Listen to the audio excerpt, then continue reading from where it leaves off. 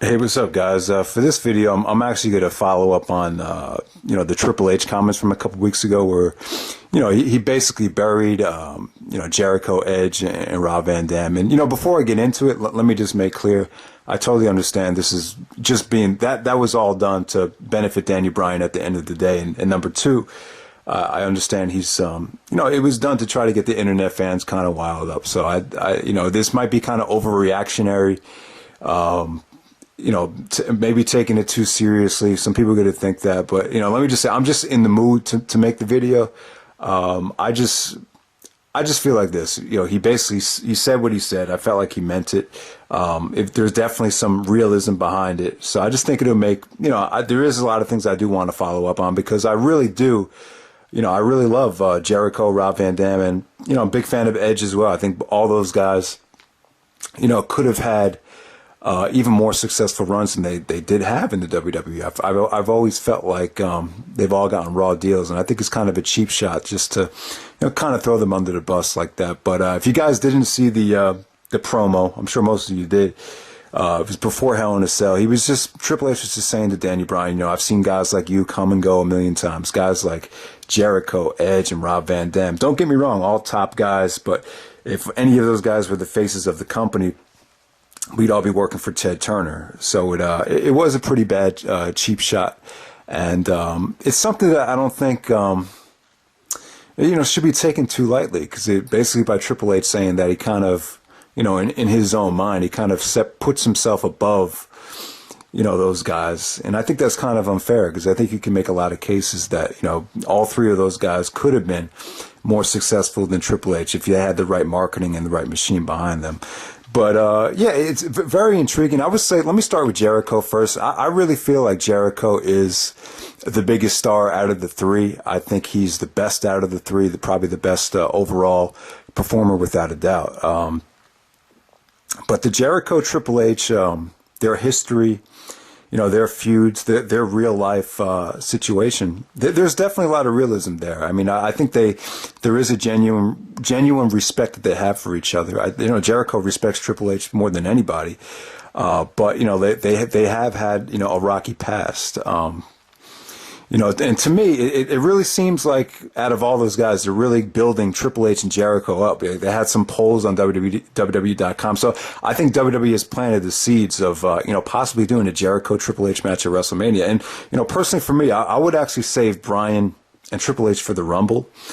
And then, use that match to kind of, escalate Jericho Triple H to that, Legends type of attraction match at WrestleMania. Because I just think there could be such an intriguing story with that, especially with Triple H already planting the seeds for that with that shoot promo. But I mean it's a very rocky pass. I always felt like Jericho should have accomplished a lot more for all the championships that he's won, for all the big debuts and all the hype behind Jericho. I felt like he could have been more. I always felt like the company was always against him. Every time he won the championship, it was always a dirty way, to make the other guy look good. I always felt like the company never really fully got behind him. I don't know if it has something to do with WCW or maybe jealousy, but, from an all-around standpoint, from, all-around performer, I think Jericho's one of the best. You can't, he's got great mic skills.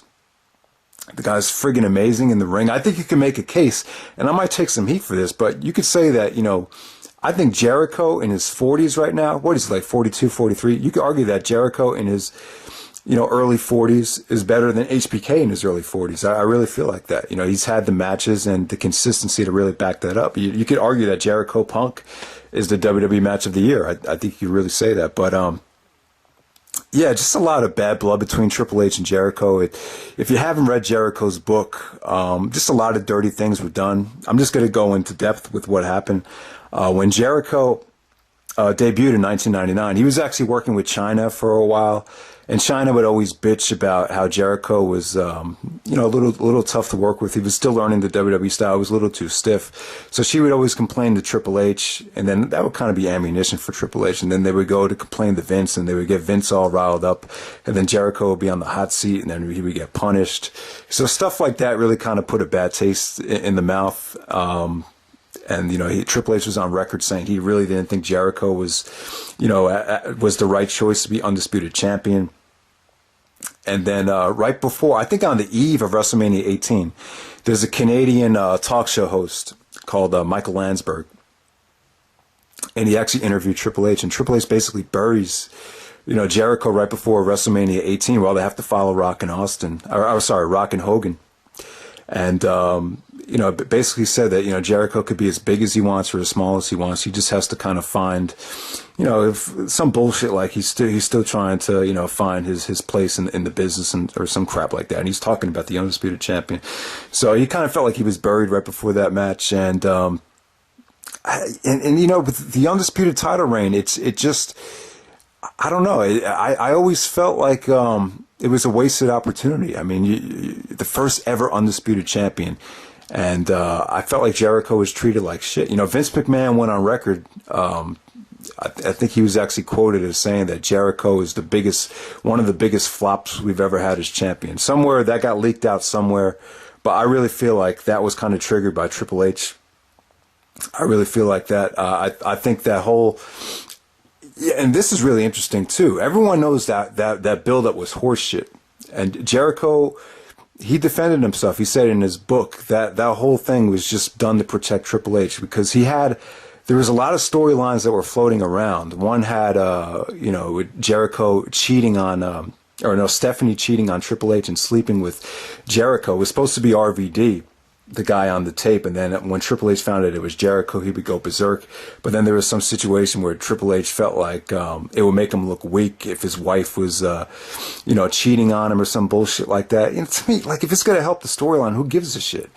I don't know, man. So I just felt like they treated Jericho like a total piece of shit, leading up to WrestleMania 18, and it really kind of, hurt the rest of his career. Now, the problem with Jericho to me is, like, the one thing you can knock him for is, maybe he, kind of like Rob Van Dam, maybe he kind of let himself go. I felt like after he won the belt, he gave more attention to Fozzy, maybe he put on some weight and wasn't really trying to fight and claw, to be the man. He kind of just was the secondary heel. Kind of let Triple H just run with it on Raw. I don't really know if he was still great. Don't get me wrong. He was cutting great promos, still having great matches. But was he really fighting to the bone to still be the man of the company? That's really debatable. But, yeah, man. So like I said, I do think there's a lot of bad blood there. I think it would make for a really intriguing storyline. I think the Jericho Triple H story works best with Jericho as the underdog and Triple H is like the political dick heel. I think that works out a lot better that way. But I love to see it, and I think for as many championships as Jericho has won, and for all the hot debuts, I just feel like he could have been the man. I really think he was that talented. He's definitely one of my favorites. So. All right, so let's move on to Edge. I think it's appropriate to start with Edge. This seems to be like a lot of hatred between Edge and Triple H. I mean, when Edge came back in his hometown to host, I think he hosted the Cutting Edge, and Triple H interrupted him. I just felt like a lot of tension there. Triple H was saying shit that, he wouldn't normally say if he was in character. I think he said he never drew a dime in this business to Edge. The Rated R Superstar was a failed gimmick. So I don't know. I just felt like there was a lot of tension between those guys. Edge, in Edge's documentary, he did go into depth about how he was really pissed off that the WrestleMania main event was taken away from him at WrestleMania 22. If you guys remember, Cena and Edge had that hot program, and then Triple H, won the number one contenders for WrestleMania. So instead of just continuing with what was working, which was Edge and John Cena, they just went with John Cena and Triple H. The fact that Edge, he claims that Edge was never... Now, I would say that Edge is probably the most decorated, the most accomplished out of the three. But, Triple H... kind of made clear that Edge was never really the face of the company. I think you could argue that Edge was the most valuable player in 2006. I think he really was. I think that's kind of horse shit to throw Edge under the bus like that. I mean, look at what he accomplished that year. When he did beat Cena for the belt, the next Raw, that was the highest rated Raw since the summer of 2003. the highest rated segment, the Edge and Lita, live sex celebration. That was huge.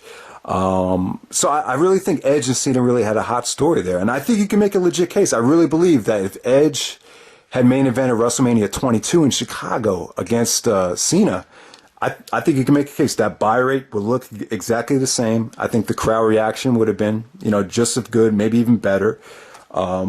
So I think that's propaganda to say that, Edge was never really the man, because it's debatable. I think he really was. I think it was a team effort. He really, Cena and Edge really carried the company at that time. So Edge has really done a lot. I mean, look what he's done. He's main evented WrestleMania against The Undertaker. He only really main evented once. If you want to count the other championship matches he was in, he was in the championship match with Del Rio at 27.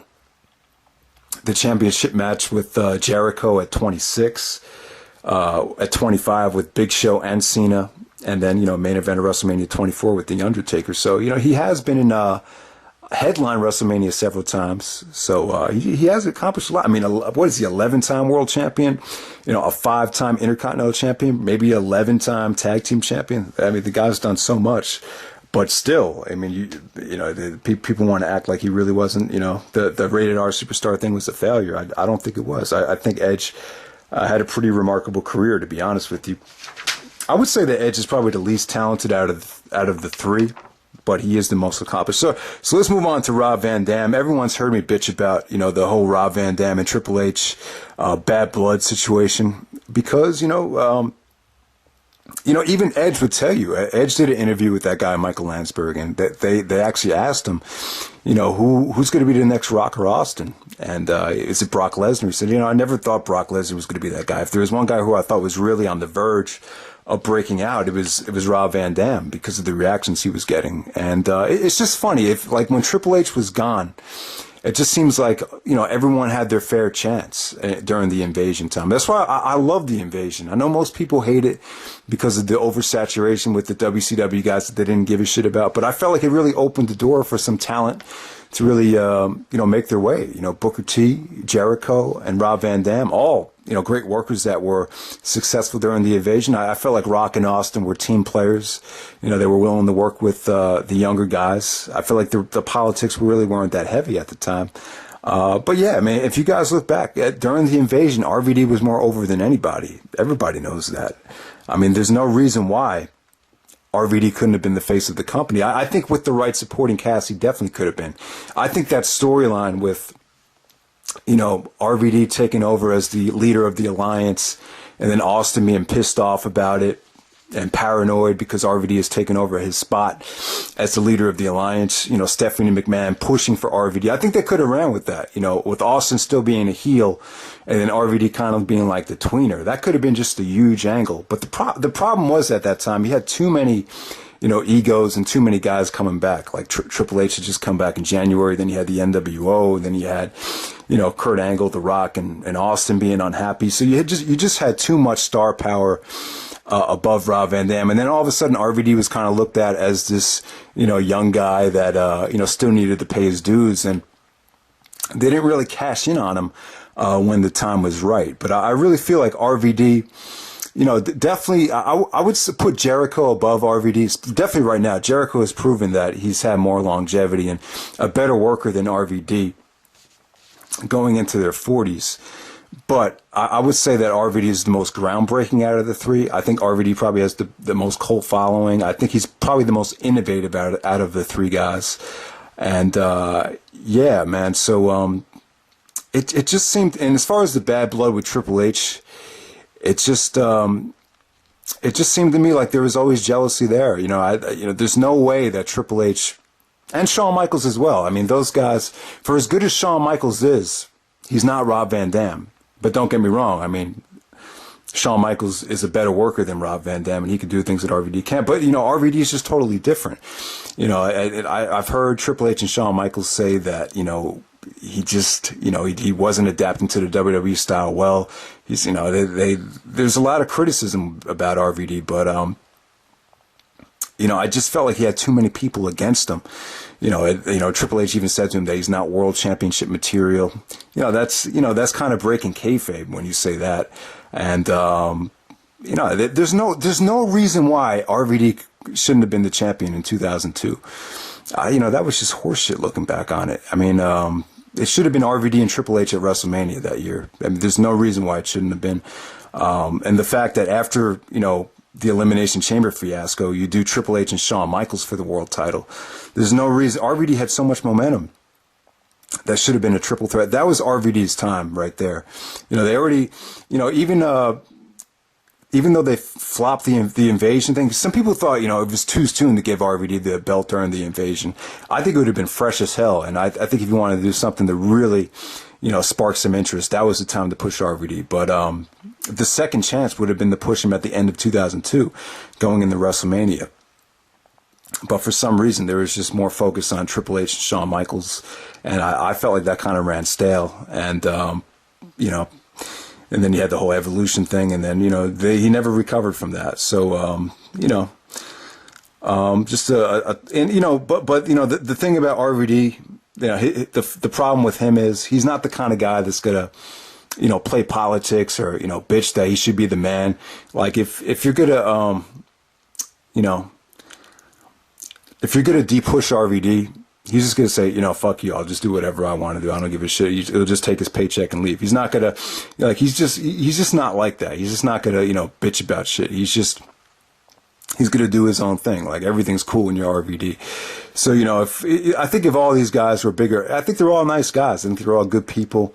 They do have their flaws, but, I think a lot of their, especially RVD and Jericho, I think a lot of their passion for the business was kind of floundered, during that time as well. I think they were really, I think they felt mentally abused after putting in so much hard work and not really getting the respect that they deserve. And, like I said, guys, I just think it's totally unfair for Triple H to put himself above these guys. I mean, he has done some good shit, but when you've disappointed in so many WrestleMania main events and have had that many bad matches, I don't think that stuff should go unnoticed. I really don't. I think Triple H has, his career hasn't been that great. He's been very, very inconsistent, and I just feel like a lot of his success was forced. I think Rob Van Dam said it the best. He's kind of like the self-proclaimed king. So let me know what you guys think. I know this video, maybe some people find it corny, maybe overreactionary, but I think you can make legit cases that, all three of these guys, Jericho, Edge, and RVD, could have been, the faces of the WWE with the right support and the right marketing and the right people behind them. So let me know what you guys think, and take it easy.